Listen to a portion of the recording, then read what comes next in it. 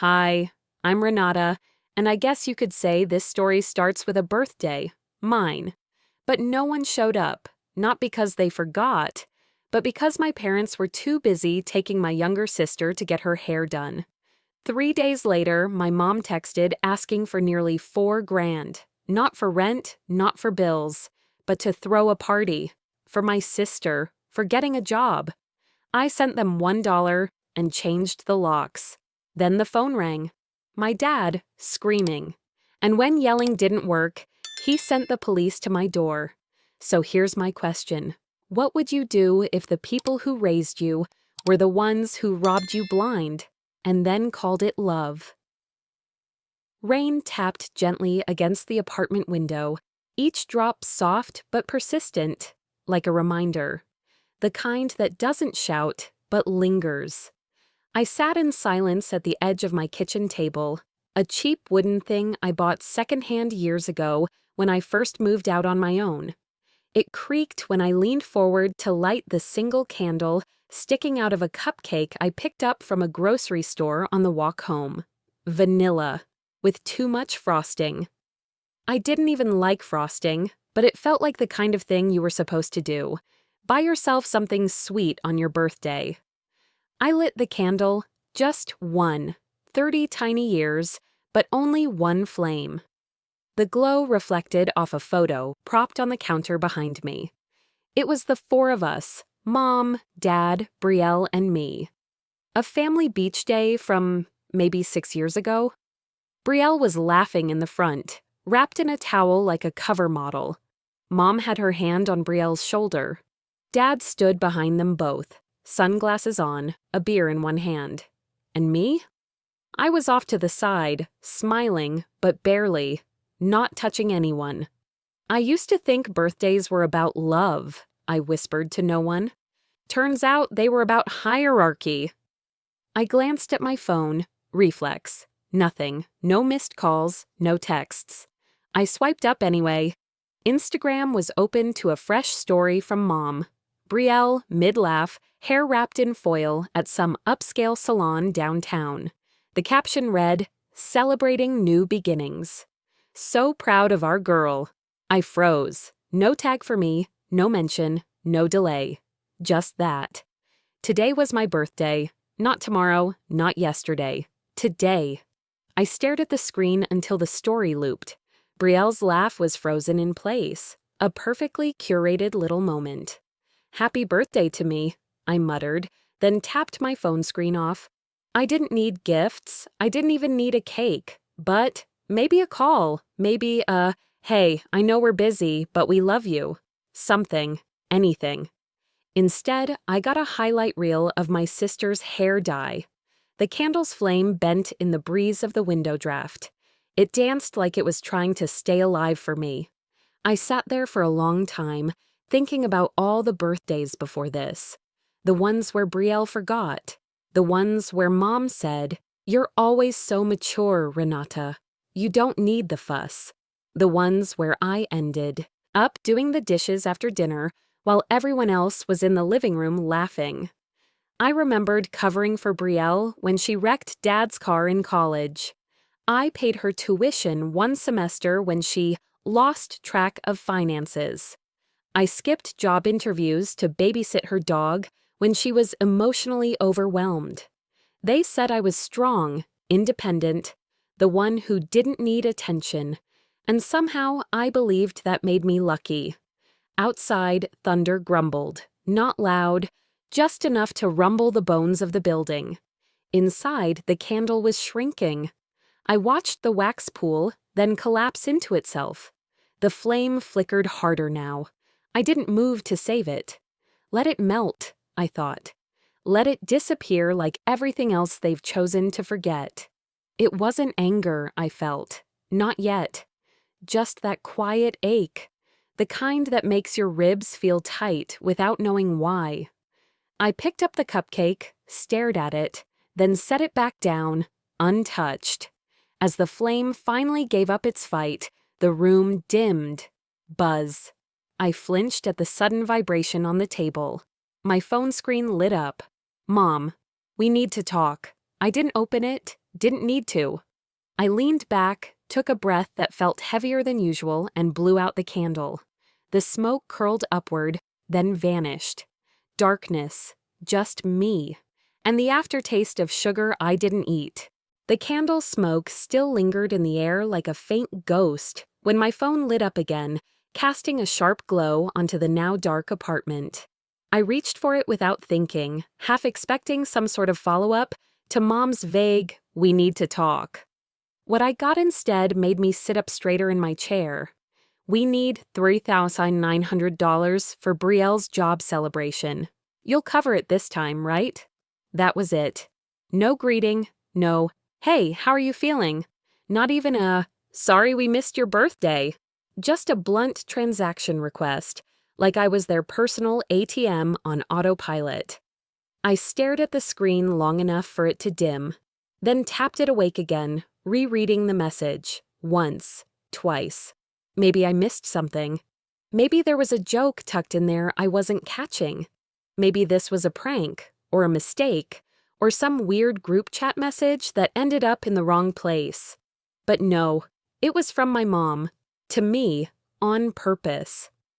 I set the phone down gently on the counter, as if handling it roughly would make the situation worse. "She didn't ask how my day was," I whispered. "She didn't remember my birthday, but she remembered my bank account."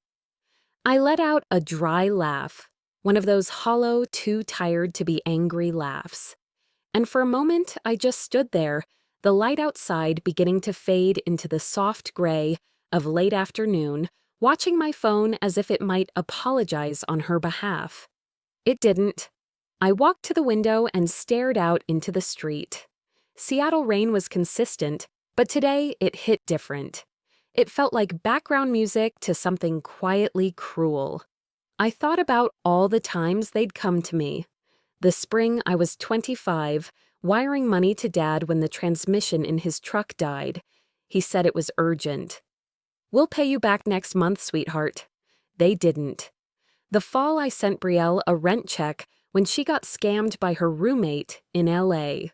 She cried on the phone, said she was scared. I believed her. I always believed her. The winter I loaned them nearly $6,000 for her wedding prep because the venue suddenly raised prices. But they still managed a champagne wall and a live saxophonist. Each favor ended the same. A vague "thank you," followed by silence. Until the next ask. I unlocked my phone and opened the text again. I started typing. "Sorry, I can't right now." But it looked too defensive, too kind. I deleted it. I tried, "You've got to be kidding me." But that one would only escalate things. I deleted that too.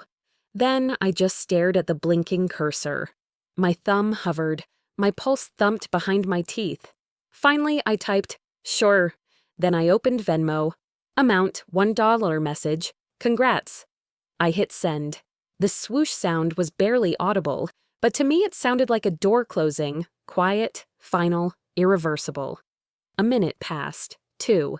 Then the phone buzzed. "Are you joking? This is embarrassing. You've changed."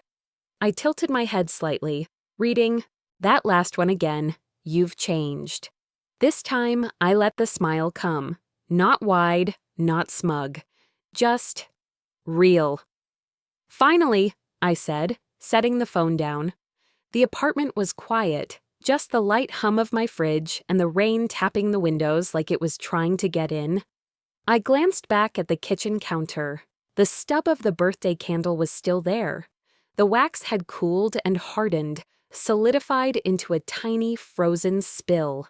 The match I'd used lay beside it, blackened and useless. Sometimes you don't need fire to make a point. You just need to stop lighting the match. I was halfway to grabbing my laptop when the phone lit up again. This time, not a text. A call. Dad calling. I didn't answer right away, just stared at the screen, the name pulsing. I could already hear the voice in my head, that specific mix of disbelief and rage he reserved for moments when he felt disrespected, when something didn't go according to the script he believed he wrote. the ring kept going. I exhaled slowly, the kind of breath you take when you're standing right at the edge of a storm and decide, for once, not to take cover. "You ungrateful brat!" My father's voice thundered through the phone before I could say a word. I hadn't even touched the screen yet. The call had connected automatically when I swiped to silence it, and his voice came through so loud it echoed through my apartment. I stood frozen in the middle of the room, the phone still in my hand, held slightly away from my ear, like I needed physical distance from the sound. "I cannot believe you'd humiliate this family over $1, he barked. In the background, I could hear my mother's voice, sharper, shriller. "She's making us look bad, Eldon. People are going to talk." Talk about what? That I finally stopped playing their game? I brought the phone closer to my ear, not to respond, but just to listen. Not because I wanted to, but because I'd done it for so long it was second nature. His voice had that familiar rhythm, indignation wrapped in authority. "You have no idea what it means to be part of a family? After all we've done for you." My eyes drifted toward the window, where the wind was shoving the rain sideways against the glass. It was loud outside, but not louder than him. I didn't interrupt. I didn't defend myself. I just let him speak. I used to explain. I used to think that if I found the right words, words that were calm, measured, kind, maybe they'd finally hear me. But they never did. They just waited for their turn to talk again. "You've always been a problem, Renata," he said. "You don't know how lucky you are. You think you're better than us now, huh? Just because you have a fancy apartment and a job that lets you hide behind a computer screen?" There it was, the punch below the belt. And then, for the first time in my life, I answered. "You've always needed a problem," I said softly. The silence on the line was instant, sharp, like the storm had paused for just a second to listen. I could hear my own breath, slow, even. On the other end, nothing. I waited. Then, "What did you just say?" His tone wasn't loud anymore. It was dangerous now, lowered, like he was trying to control the heat of it. I closed my eyes. I said, "You've always needed someone to blame, someone to keep small." "Don't talk to me like that." "I'm not talking like anything. I'm just talking." He didn't respond. Behind him, I heard Mom again, her voice rising. "You're ruining this family, Renata. You think this is strength? This is selfishness. This is disrespect." No one had remembered my birthday. No one had checked in when I was sick last winter. No one asked if I needed help with rent during the pandemic. But they remembered my wallet. And now they remembered to raise their voices. I didn't yell back. I didn't cry. I whispered, "I'm not your embarrassment anymore." And then I hung up. I placed the phone down slowly, screen facing the table, next to the stub of that melted candle. I stared at both for a long second. There used to be a photo on that counter where the candle sat, the one with all of us at the beach. I'd taken it down earlier that year, not out of spite, out of clarity. The photo had lied. The black screen of my phone now reflected my face, quiet, tired, and something else I hadn't seen in a long time. Peace. Silence used to mean I'd lost, that I'd backed down, given in. Tonight, it didn't mean surrender, it meant freedom. I walked to the kitchen, poured myself a glass of water, and took a deep breath. The phone didn't ring again, but a knock at the door broke the stillness, soft, then firmer, once, twice, 3 times. I waited. Part of me thought maybe it was a neighbor, someone needing help, or someone who heard the yelling and wanted to check on me. But something in me knew better. I stepped slowly toward the door, barefoot on the cold floor, the glass still in my hand. I looked through the peephole, and there she was, Brielle, smiling, holding a box of cupcakes like nothing had happened. I didn't open the door right away. I stood still for a few seconds, watching her through the peephole, that same rehearsed smile painted across her face. One hand cradled a pastel bakery box like a peace offering, the other tucked neatly into the pocket of her coat. She shifted her weight from one leg to the other, humming softly like she had all the time in the world. I finally unlocked the door halfway, the chain still on. Her smile widened. "Hey, birthday girl," she said, her voice like vanilla frosting, sweet, polished, overdone. "Thought I'd bring you something sweet." My eyes flicked to the box. "That's supposed to fix everything?" She tilted her head. "Don't be like that, Ren. Come on, it's just cupcakes." Just cupcakes. I undid the chain slowly, stepped back, and let her in. Brielle walked in like she always had, like the room was waiting for her to arrive. She glanced around, nodding approvingly. "Cute place. Very you." I said nothing. She set the box gently on the kitchen counter, took off her coat, and hung it on the back of a chair as if this was routine. As if we did this often. As if I hadn't just been screamed at by our father.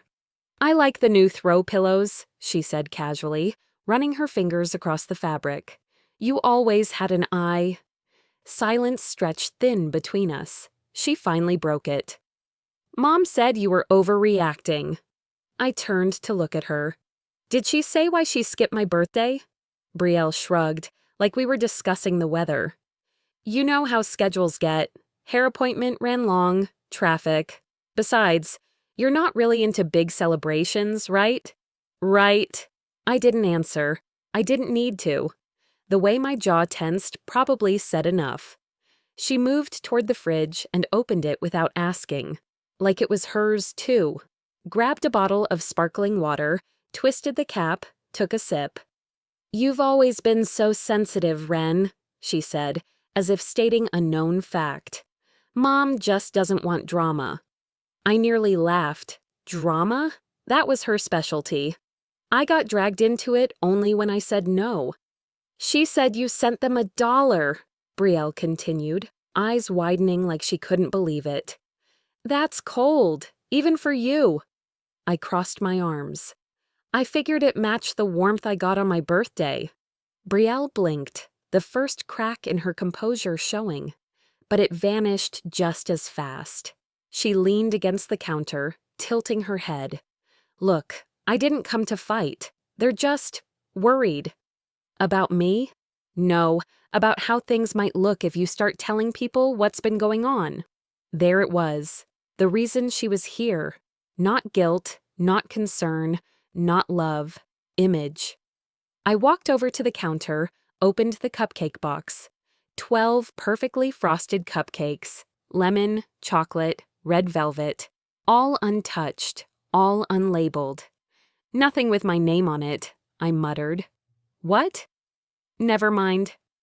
Tucked inside the lid was a small, cream-colored card, gold lettering curling across the front. "Family first." I held it up, stared at it for a long beat. Then I dropped it back into the box. "You didn't come for peace, Brielle. You came to polish the story." She sighed, shifting her weight. "I just don't want this to become a thing. You know how Dad gets?" "Yeah," I said. "I know exactly how Dad gets." Her face hardened slightly. "They've done a lot for you." "They've taken a lot from me."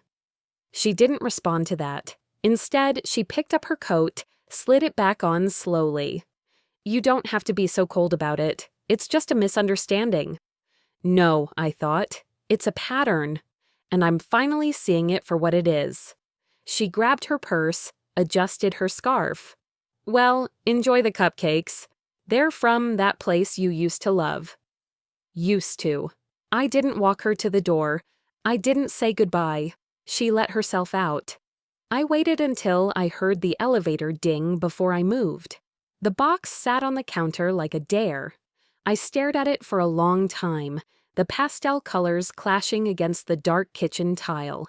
Then I picked it up, walked to the trash, and dropped the whole thing in, untouched. But something slipped as the box hit the bottom. A folded paper fluttered to the side. I froze. Bending down, I reached in and pulled it out. It was a note. My mother's handwriting, sharp, controlled cursive. It wasn't an apology. It was a demand. And just like that, the storm outside didn't feel like the only one anymore. The note wasn't an apology. It was a demand. I unfolded it slowly, the paper already creased from whoever had folded it with too much force. My mother's handwriting was neat, deliberate, the kind of script people used when they wanted to sound polite while delivering orders. "We expect you home Sunday. Don't embarrass the family again." That was it. No greeting, no explanation, no love, Mom, just that. I sat at the kitchen table, the gray daylight filtering through the curtains like diluted milk. The storm from last night had left the world still and damp. The note felt heavier than it should have, sitting between my fingers like a small, toxic relic. They spoke in ultimatums, I thought, because they mistook my silence for weakness. I placed the note beside my coffee and stared at it as if it might rearrange itself into something softer. But it never did. I remembered being 17 when silence was my only way of surviving. Back then, I had skipped my prom to take an extra shift at the diner. Brielle had cheer camp that summer, and the tuition was due. Mom said, "You're the responsible one, Renata. Family helps family." I sent the payment in cash, stuffed into an envelope. She promised to pay me back. She never did. "They said family means sacrifice," I murmured. They just forgot it shouldn't only go one way. The coffee had gone cold by the time my phone buzzed across the table. The screen flashed. Mom. For a moment I considered ignoring it, but curiosity, or maybe habit, won. I swiped to answer. "Hello." Her tone was calm, almost rehearsed. "Good morning, Renata. Did you get my note?" "Yes," I said quietly. "Good. I just wanted to make sure you understood it." "Understood what, exactly?" "That we've already handled the arrangements for Brielle's party," she replied, matter of fact. "The venue is booked, catering is ordered. We used your transfer account for the payment." My grip on the phone tightened. "You what?" She sighed, as if I were the unreasonable one. "You weren't using that money anyway, were you? It's for your sister. You'll get your turn someday." I couldn't speak for a moment. My pulse was pounding in my ears, drowning out her voice. "You took my savings," I finally said. "It's still family money, Renata," she said coolly. "You know how we operate. We support each other." Support. That word again. It had been weaponized so many times, it had lost its meaning. I hung up before I could say something I'd regret, or maybe something I wouldn't regret at all. The silence that followed was sharp, echoing in the small apartment. I set the phone down on the counter, my hand trembling. Then I opened my banking app. The screen loaded slowly, tauntingly, and there it was, the balance, almost empty. I felt something inside me shift, not break, not shatter, but harden. "They didn't steal money," I said under my breath. "They stole the belief that I mattered." The air felt thick. I turned toward the counter and saw the single cupcake wrapper from Brielle's visit. The frosting had dried into dull cracks. I picked it up, squeezed it in my hand until it crumpled, the paper cutting faintly into my palm. No one was coming to celebrate me. So I stopped waiting. I moved with purpose now. I grabbed my laptop, logged into every account, bank, email, Venmo, cloud storage, and changed every password. I deleted the shared transfer link. I blocked their access to my savings. Then I reached for the small set of tools in the drawer under the sink. I'd never replaced locks before, but I figured if I could build my own life from scratch, I could manage this. An hour later, the new lock clicked shut behind me. They'd taught me to protect the family. I just never realized I'd need to protect myself from them. I sat back down at the table, exhaling. The apartment was quiet again, only the hum of the fridge and the soft tick of the clock on the wall. Then my phone buzzed. A notification. New Venmo request, $300. From Mom. The message underneath read, "You'll handle this one too. Don't make us come there." I stared at it, feeling the weight of it settle in my chest. They weren't asking anymore. They were taking. The Venmo request was still glowing on my phone screen when the knock came. Loud, insistent. Not like a neighbor, not like a friend. It was the kind of knock that made your spine tighten before you even stood up. I stayed still for a second, heartbeat climbing up into my throat. Another knock, firmer. I walked to the door, slow and steady, peering through the peephole. 2 men in uniform stood there. Officers, one older, solid build, the other younger, more nervous around the eyes. I cracked the door just an inch.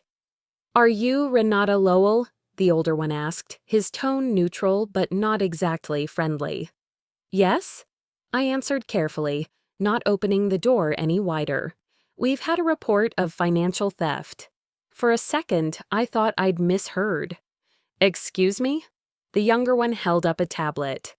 "There's a claim filed by a Mr. Eldon Lowell. He says there was an unauthorized transfer of family funds." My blood went cold, not because I was scared, but because I knew exactly what this was. There it was, their version of justice. I opened the door wider, slowly. "You're here because my parents didn't like that I stopped letting them take my money?"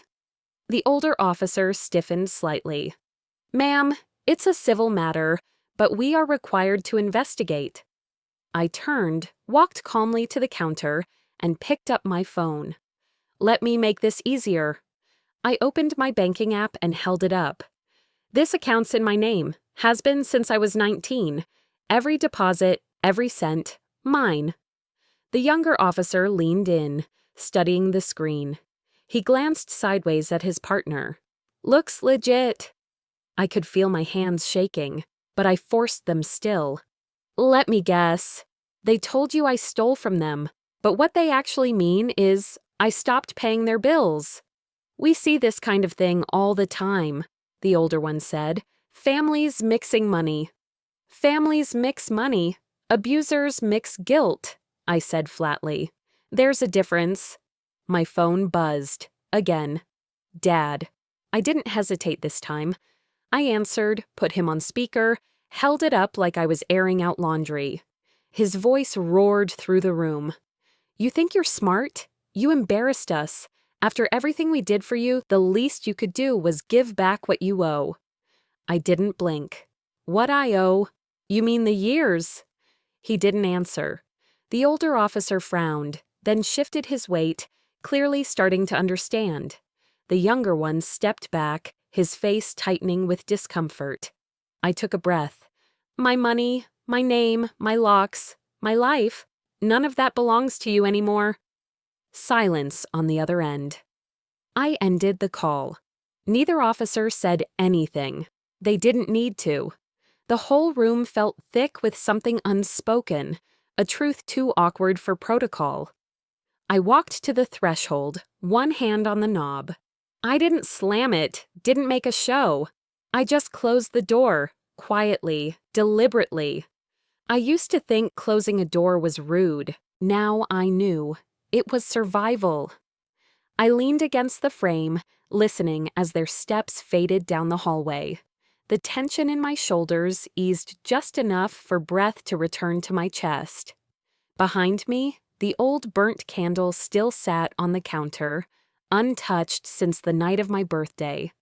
I struck a match and lit it.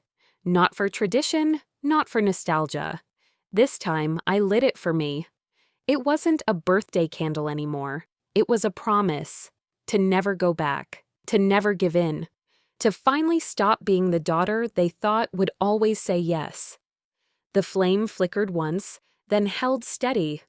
A soft chime broke the silence. Voicemail. "Brielle." I played it on speaker, the same way I had with Dad. Her voice trembled, barely above a whisper. "Ren, please call me. They're saying you've lost it. I smiled, but it wasn't out of humor. Funny. I'd never felt clearer. When I finally called Brielle back, I didn't recognize her voice. It wasn't guilt, it was fear. She sounded small, almost like the little sister I remembered from before the world decided who we were supposed to be. "Ren, I don't know who else to call," she whispered. "They said you've lost it, but I think I get it now." For a moment I couldn't respond. I just listened to the quiet panic in her voice. The sound of someone who had always been protected, now realizing the protection came with a price. "Come over," I said finally. "We'll talk." It was late afternoon when she showed up. The Seattle sky was its usual shade of gray, heavy and unbothered. Brielle wore oversized sunglasses that didn't hide how red her eyes were. She kept glancing over her shoulder before stepping into the apartment, as if she expected someone to follow her. "Relax," I told her. "They don't have keys anymore." She didn't smile, just set her purse down and stood there, wringing her hands like a confession was building up behind her ribs. "What happened?" I asked. She took a breath, her voice cracking. "Mom used my name to pull money from your old account. They told me it was for taxes." I froze. "What do you mean, used your name?" "She said she needed a signature, something to move funds. I didn't ask questions. You know how Mom gets when you do?" She looked down, voice shaking. "And now I got a letter from the bank saying I owe almost $6,000 in family withdrawals. I didn't even know that was a thing." I leaned back against the counter. "And you're only finding this out now?" Brielle nodded. "They said you went behind their backs, that you stole from them. But when I checked the account history, it wasn't just you, it was me. My name's on all of it." She laughed a hollow little laugh. "I thought they were protecting me. Turns out, I was their favorite shield." I didn't know whether to be angry or sorry, maybe both. For so long, Brielle had been the one everyone adored, the golden child, the one whose mistakes were charming and whose needs always mattered. I was the one who cleaned the messes, wrote the checks, made it all work. And now the cracks were showing. "They've been using you," I said quietly. "I know." Her voice was almost a whisper. "And I let them." The way she said it, defeated, honest, hit harder than I expected. A memory came to me then. Brielle at 16, twirling in front of the mirror before a cheer competition. Mom behind her, smiling proudly, saying, "You're the star, baby. Renata doesn't mind handling the boring stuff." I'd been in the doorway, holding a laundry basket. I didn't say a word. I never did. "I spent years being the backbone while you were the portrait," I murmured. "But even portraits crack when the frame rots." Brielle looked up, eyes glassy. "I didn't know, Ren. I swear, I didn't." "I believe you," I said, surprising myself with how true it sounded. She walked to the counter and noticed the half-burnt candle sitting beside the sink. "You still light that thing?" she asked softly. "No," I said. "I relight it." Her brow furrowed. "Why?" "Because sometimes you need to remember what burned you, just to know it can't anymore." Brielle stared at the candle for a long time, then nodded slowly as if she understood. "I'm scared," she whispered. "They said if I don't go along with their story, they'll cut me off, that I'll have nothing." "You'll have peace," I said, pouring her a cup of tea. "That's more than they ever gave either of us." She took the cup with shaking hands.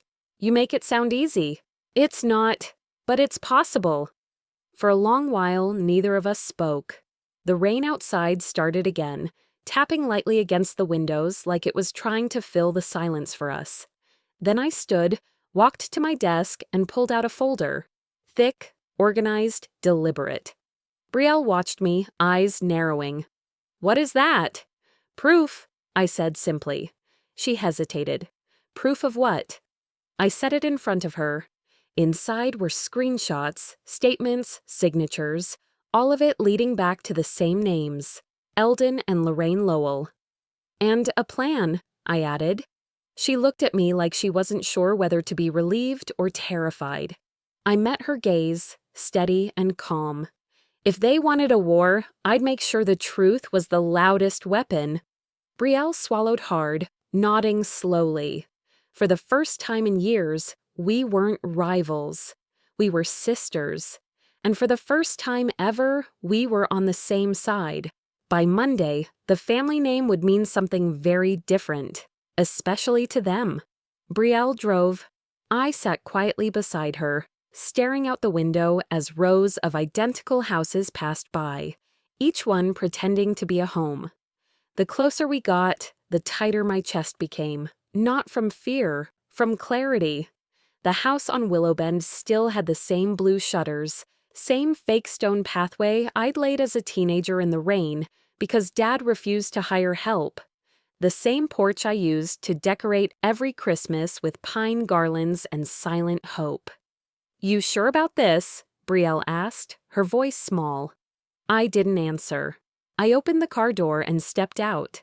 Walking up the steps felt like stepping onto a stage where I'd only ever played one role, the one who never caused trouble. Today, that role was retired. We knocked once. Lorraine opened the door almost immediately. She'd been waiting. Her smile was painted on like old wallpaper, flaking at the edges. "Girls," she said, stepping back. "Let's clear the air, shall we?" I stepped inside. Brielle followed. Eldon was already seated, arms crossed, the television muted behind him but still glowing.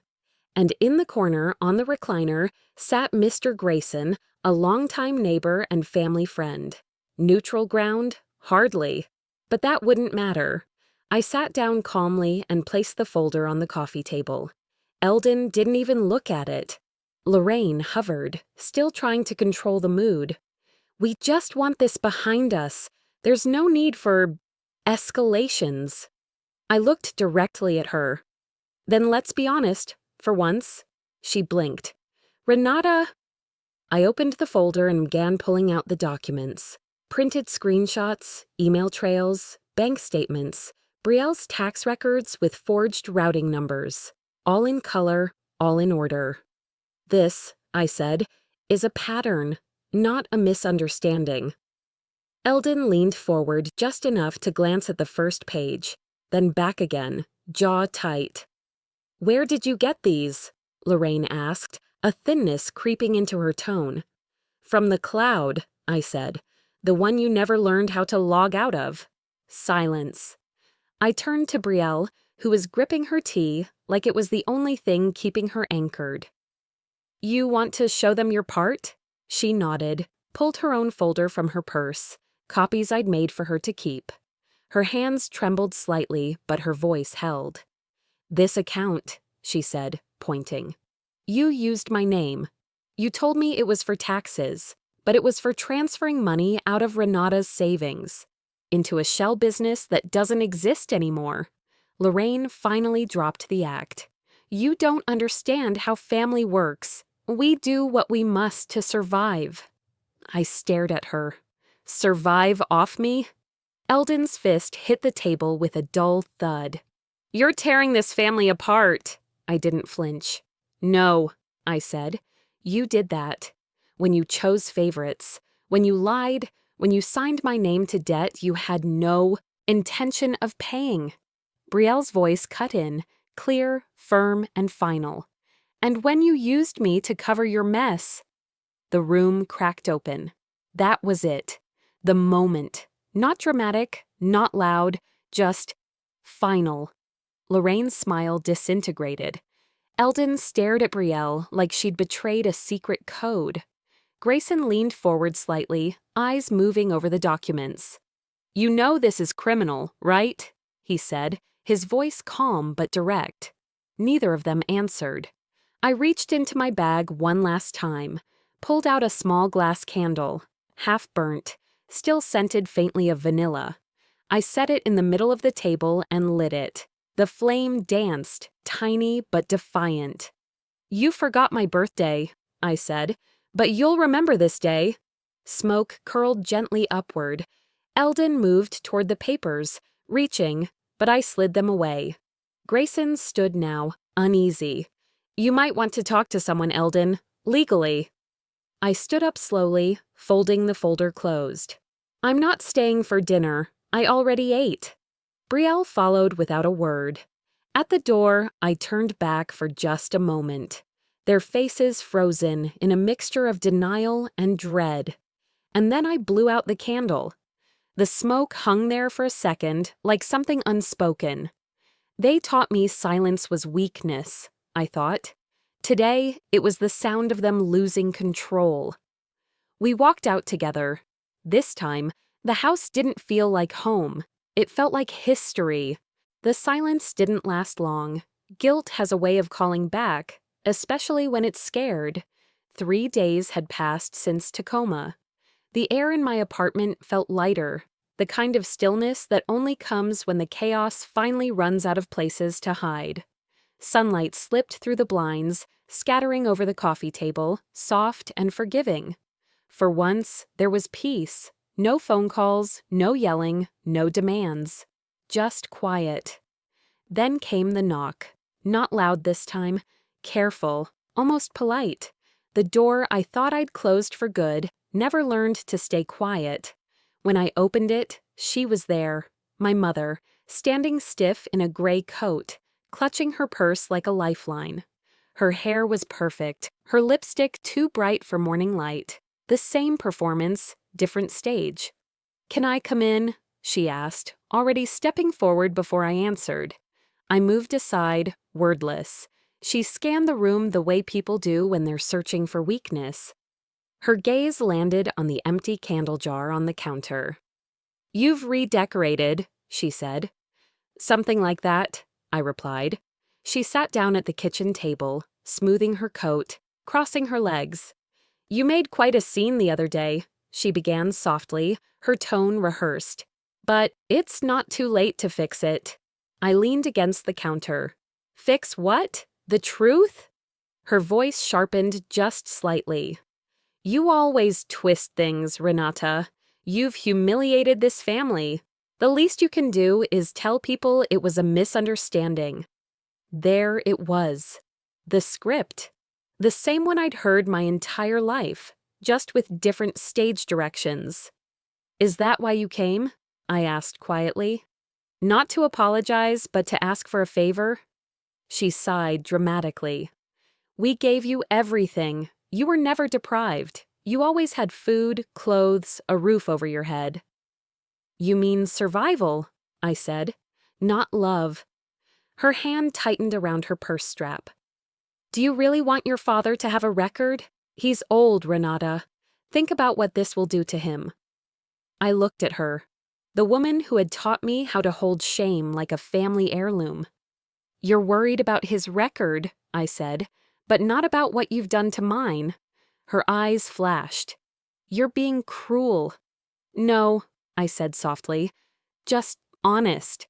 She tried again, shifting tactics like always. "Your sister is falling apart because of you. You've turned her against us." "Brielle turned herself around," I said. "You should be proud of her. She finally stopped pretending." My mother's expression cracked for just a second.